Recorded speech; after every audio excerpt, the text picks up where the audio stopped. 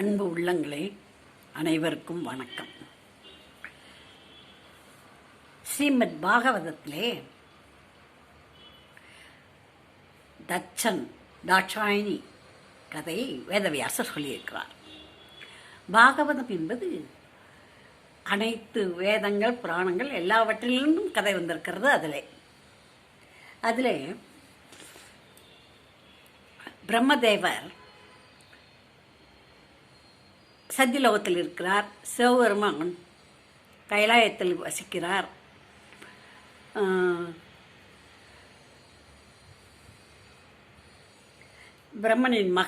பிரம்மனுக்கு நிறைய பிள்ளைகள். அதில் தட்சன் ஒரு வனத்தில் இருக்கிறார். விஷ்ணு பகவான் பார்க்கடலில் இருக்கிறார். இப்படி அவர்கள் இருந்து கொண்டிருக்கும் பொழுது இந்த பிரம்மதேவன் மகன் பிரம்மதேவனுடைய மகன் தட்சன். இந்த தட்சன் ஒரு வனத்திலே வசித்து வருகிறார். இமயமலை சாரலிலே ஒரு வனத்தில் ஆசிரமம் அமைத்து வசித்து வருகிறார். அவர் பிரசூதி என்ற ஒரு பெண்ணை மணந்திருக்கிறார்.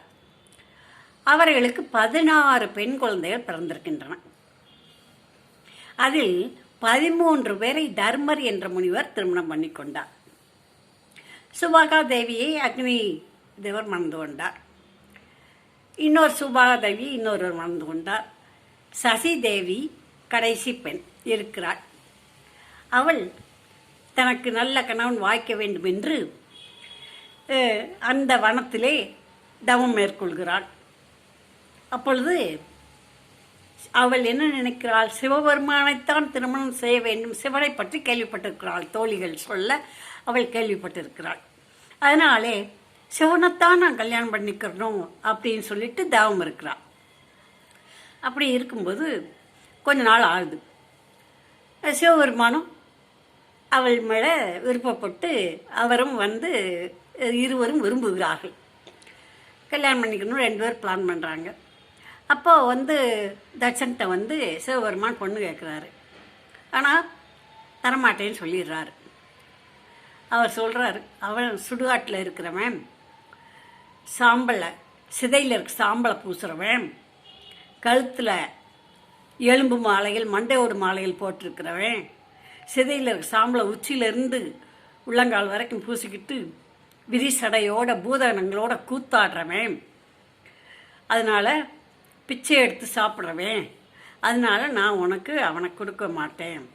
நீ நல்ல ஒரு தவசி திருமணம் செய்து கொண்டு தான் இருக்க வேண்டும் சொல்லி பார்க்குறாரு. விருப்பமே இல்லை. ஆனால் இந்த சதி தேவி என்ன செய்கிறாள்? அம்மாவையும் சகோதரிகள் எல்லாம் சமாதானப்படுத்திடுற. அவங்கெல்லாம் சரின்னு சொல்லிடுறாங்க. சதிதேவியோட தாத்தா பிரம்மதேவர், தட்சனோட அப்பா. அவரும் அப்பா சிவபெருமானுக்கு பெண் கொடுக்க ஏன் யோசிக்கிற, கொடுக்கலாம்ப்பா கொடு அப்படின்னு சொல்கிறாரு. அப்படின்னு சொன்ன உடனே இன்னும் பெரியவங்க சொல்லையும் தட்ட முடியலை. வீட்டில் எல்லாரும் சிவபெருமானுக்கே கொடு அப்படிங்கிறாங்க தாட்சாயணியை. சரின்னு சொல்லி தாட்சாயணியை சிவபெருமானுக்கு வேண்டாம் வெறுப்பாக தான் கல்யாணம் பண்ணி கொடுத்துருக்குறாரு. கொடுத்து அவங்க வாட்டு கைலாயத்தில் இருக்கிறாங்க. அவர் வாட்டுக்கு இருக்கிறாங்க. அப்படி இருக்கும்போது இந்த தட்சனோட இன்னொரு சகோதரன் மரிஷி என்பவர் ஒரு சத்திர யாகம் பண்ணுகிறார். நெருங்கிய உறவுகளை மட்டும் அழைத்து பண்ணுகிறார். அப்படி அழைக்கும்போது பிரம்மதேவர் அழைச்சிருக்கிறார். அவர் சிவபெருமானையும் கூப்பிட்டுருக்கிறார். மற்றவர்கள் எல்லாம் கூப்பிட்டுருக்கிறாரு. இந்த சிவபெருமான் பிரம்மதேவரும் யாகத்துக்கு முதலையே ஒரு இடத்துல பக்கத்தில் உட்கார்ந்துருக்குறாங்க. மற்றவர்கள்லாம் அவரவரை இடத்துல உட்கார்ந்துருக்குறாங்க கூப்பிட்டவங்க. இந்த சகோதரிகள்லாம் பின்னால் உட்கார்ந்துருக்குறாங்க. அம்மா உட்கார்ந்துருக்குறா. அப்படி இருக்கையில் சிவபெருமானும் சசியும் வந்திருக்கிறாங்க. மரிஷி கூப்பிட்டதுனால வந்திருக்கிறாங்க. அப்படி வந்திருக்கும்போது முதல்ல இவங்கெல்லாம் வந்துடுறாங்க. தட்சன் கொஞ்சம் லேட்டாக வர்றாரு. லேட்டாக வரும்போது தட்சனுடைய அளவுக்கும் அவருடைய தேஜஸையும் பார்த்து அப்படியே எல்லாரும் எழுந்து நின்று வணக்கம் சொல்கிறாங்க. சிவபெருமான் அந்த வீட்டு மருமகன் தானே, அதனால் அவர் உட்கார்ந்துக்கிட்டே இருக்கார். மாமனார் வராரு, உட்காந்து நம்ம வணக்கம் சொல்லலாம்னு நினச்சிக்கிட்டு இருக்காரு. பிரம்மதேவன் பக்கத்தில் உட்காந்துருக்காரு. அப்படி உட்காந்துட்டு அந்த தட்சன் வாராரு. வந்தால் பிரம்மதேவரும் சிவபெருமானும் அடுத்தடுத்து உட்காந்துருக்குறாங்க. ஆனால் பிரம்மதேவரை மட்டும் வணங்கிட்டு மற்ற எல்லாரும் எந்திரிச்சு நிற்கும், அவளையும் பார்த்து வணக்கம் சொல்லிட்டு இந்த தட்சன் போய் உட்காந்துடுறாரு. உட்கார்ந்து அந்த சிவபெருமான் எந்திரிக்கல, பிரம்மதேவர் எந்திரிக்கல. பிரம்மா அவருடைய தந்தை. சரி, இந்த தட்சன் என்னுடைய மருமகன் தானே, அவன் ஏன் எந்திரிக்கல, எனக்கு மரியாதை செய்யலை, இவனை பார்த்தா உலக பாலர்கள்லாம் இவனை சிவசிவா சிவசிவான்னு கும்பிட்றாங்களே, இவனோட நடவடிக்கை தானே இந்த பாலர்களுக்கு வரும், இவனுடைய குணம் சரியில்லையே, சுடுகாட்டில் விபூதி எடுத்து பூசுறேன், இது ஆடுறேன் பாடுறேன் கூத்தாடுறேன், இவனுக்கு போய் நான் பொண்ணு கொடுத்தனே, இந்த பிரம்மதேவர் சொன்னதுனால தான் இவனுக்கு பொண்ணு கொடுத்தேன், பொம்பளை பிள்ளையெல்லாம் அவன் இவ பக்கம் சாஞ்சிருச்சுக, எல்லாம் அந்த சிவபெருமானுக்கு பொண்ணை கொடுன்னு சொல்லி பொண்ணை கொடுத்துட்டேன், இப்போ நான் பாரு எனக்கு அசிங்கமாக இருக்குது, என்னைய அவமானப்படுத்திட்டான், சபையில் வந்து எனக்கு வணக்கம் கூட சொல்லலை அப்படின்னு சொல்லி அங்கே இருக்க பக்கத்தில் உட்காந்துருக்க ரிஷிகள்கிட்ட எல்லாம் புலம்புறாரு. புலம்பிட்டு இங்கே பாரு, யாருக்கு அவிர்வாகம் கொடுப்பையோ கொடுக்க மாட்டேயோ தெரியாது, அந்த சிவனுக்கு கொடுக்கக்கூடாது, சிவனுக்கு அவிர்வாகம் கொடுக்கக்கூடாது அப்படின்னு சொல்லிடுறாரு. அங்கே யாகம் பண்ணுற முனிவர் பிருகு முனிவரை பார்த்து இப்படி சொன்ன உடனே கொடுக்கலைங்கவும் உள்ளே மற்றவங்களுக்கெல்லாம் கொடுத்துருக்காங்க. அது அவிர்வாகங்கிற பிரசாதம் மாதிரி நினச்சிக்கோங்களேன், பிரசாதம் எல்லாருக்கும் கொடுத்து சிவனுக்கு மட்டும் கொடுக்காம அவரை தாண்டி வந்துடுறாரு அந்த கொடுக்குற அர்ச்சகர். சிவபெருமானுக்கு கோபம் தான், இருந்தாலும் தன்னுடைய மாமனாருக்காக பொறுத்து போகவும் தன்னுடைய மனைவிக்காக மச்சினிச்சி மாரெல்லாம் இருக்காங்க இல்லையா, அவங்கெல்லாம் சமாதானம் பண்ணுவாங்கல்ல, அதனாலையும் மாமியாருக்காகவும் பொறுத்து அமைதியாகவே உட்கார்ந்துருக்காரு. இவர் ரொம்ப பேசுகிறாரு. இவன் வந்து உட்கார்ந்துருக்கானே, இவன் எதுக்கு சிவகங்கை யார் கூப்பிட்டா, எதுக்கு கூப்பிட்ட, இவனை எதுக்கு கூப்பிட்ட, நானே வேண்டாம் வெறுப்பாத்தானே கல்யாணம் பண்ணி கொடுத்தேன், இவன் எதுக்கு வர சொன்னேன்னு சொல்லி இவர் சத்தம் போட்டுக்கிட்டு இருக்காரு. சத்தம் போட்டுக்கிட்டு அவிர்வாகம் கொடுக்கலைங்கவும் பார்வதி தேவிக்கு கோபம் வந்துடுது. சதி தேவி அப்போ வந்து சதியாக தான் இருக்கான், அந்த ஜென்மத்தில் அவள் சதி தேவி அவளுடைய பேர்.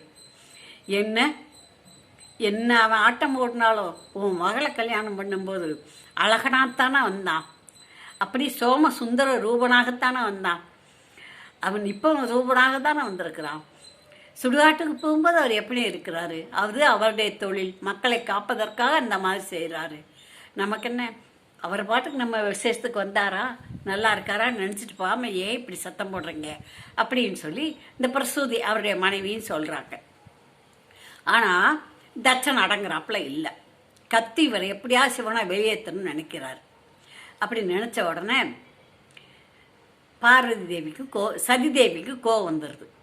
அவிர்வாவும் கொடுக்கல இதுவும் கொடுக்கல அப்படின்னு சொல்லிட்டு பேசாமல் அவர் எழுந்து வந்துடுறார். அப்புறமா அந்த சதிதேவியும் எழுந்து வந்துடுறாங்க. இந்த மாதிரி அவங்களுடைய வாழ்க்கை தட்சனுக்கும் சிவபெருமானுக்கும் விரோதமாகவே இருக்கிறது. முன் விரோதமாகவே அவர்கள் சண்டை போடுறாங்க. இந்த பூதகணங்கள்லாம் கூட சத்தம் போடுது. அந்த யாரை, சதிதேவியோட அப்பா தட்சனை, தாட்சாயணியுடைய அப்பாவை, இந்த சதிதேவியை தான் தட்சனுடைய மகள்ங்கிறதுனால தாட்சாயணின்னு சொல்கிறாங்க. மீனாட்சி கலிவன்பாவில் கூட தட்சன் தலையறுத்த தத்துவத்தின்னு வரும் கலிவன்பாவில் பாட்டில். அது மாதிரி இந்த தட்சனுக்கும் சிவபெருமானுக்கும் ஆகவே ஆகாமல், சிவபெருமான் ஒன்றும் சொல்லலை, எல்லா உயிர்களிடத்திலும் அவர் விரோதம் காட்டாமல் சந்தோஷமாகத்தான் இருப்பார். அதை சதிதேவி எடுத்து கூட சொல்கிறார், அப்பா அவர் ரொம்ப நல்லவர்ப்பா, எல்லா உயிர்களிடமும் அன்பு காட்டுகிறவர்ப்பா, எல்லா உயிர்கள் மேலும் அவர் பாசம் காட்டுகிறவர்ப்பா, எல்லா உயிர்களும் அவரை நேசிக்கின்றன, நீங்கள் தானப்பா அவரை விரோதமாக பார்ப்பீர்கள், அவர் உங்கள் மேல் விரோதம் அல்லப்பா அப்படின்னு சொல்லி பார்க்குறாரு சதிதேவியும்.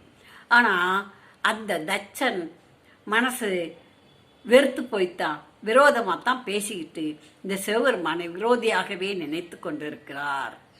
அடுத்த தருணத்தில் அடுத்த பதிவில் இந்த சிவபெருமானும் தட்சரும் எவ்வாறு பழகிக்கொள்கிறார்கள் என்பதை பார்ப்போம். அடுத்த பதிவில் தொடர்ந்து பார்ப்போம். தொடர்ந்து அடுத்த பதிவிலோ அல்லது இன்னும் அடுத்த வேறு பதிவுகள் பதிந்தாலும் கூட இந்த பதிவு தனியாக ஸ்ரீமத் பாகவதம் என்று வரும். வேறு மற்ற சில பதிவுகளையும் பதிவு செய்கிறேன். ஏன் மக்கள் பார்க்க வேண்டும் என்பதற்காக. எல்லாம் ஒன்றையே சொன்னால் அவர்களுக்கு போர் அடிக்குங்கிறதுக்காகத்தான் வேறு கதைகளை சொல்கிறேன். அதுக்காகத்தான் ஷார்ட்டில் கூட சில பதிவுகளை போட்டிருக்கிறேன். இந்த மக்களை கவர வேண்டும் என்று பாருங்கள், குழந்தைகளுக்கு சொல்லுங்கள். இப்படி கதைகளை தட்சன் தலையர்த்த தத்துவத்தின்னு சொல்கிறாங்க. சதிதேவி யார், சிவபெருமான் யார், எல்லாத்தையும் குழந்தைகளுக்கும் சொல்லுங்க. தட்சனுடைய மகள் சதிதேவி, அவள் முதல்ல சிவபெருமான மணந்த பெண் என்பதை சொல்லுங்கள். என் கதைகளை பார்ப்பதற்கு கேட்பதற்கு மதுரை விசாலாட்சி ஆட்சி என்று பதிவு செய்யுங்கள். சப்ஸ்கிரைப் பண்ணுங்கள், லைக் போடுங்கள், கமெண்ட் போடுங்கள். நான் புரிந்து உங்களுக்கு சொல்லுகிறேன். நன்றி, வணக்கம். சிறு கதைகளாகத்தான் சொல்கிறேன், 10 நிமிஷம் 11 நிமிஷத்துக்குள்ள. அடுத்த பதிவில் மீதியை சொல்கிறேன். தொடர்ந்து கேளுங்கள், பாருங்கள். நன்றி, வணக்கம்.